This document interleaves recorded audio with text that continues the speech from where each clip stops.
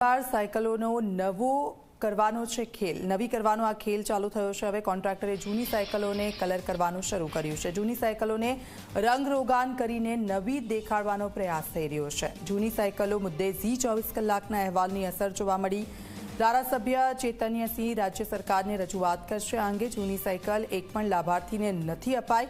સરસ્વતી સાધના યોજના અંતર્ગત આ સાયકલો આપવાની હતી। લાંબા સમયથી વિદ્યાર્થીનીઓને સાયકલ ન અપાતા તે ભંગાર થઈ ગઈ છે। તો ભંગારમાં સાયકલો પડી છે અને હવે તેને રંગરોગાન કરવામાં આવી રહ્યું છે। સાયકલો નવી બનાવવામાં આવી છે। ઝી 24 કલાકે આ અંગેનો એક અહેવાલ પણ પ્રસારિત કર્યો હતો અને તેની અસર જોવા મળી।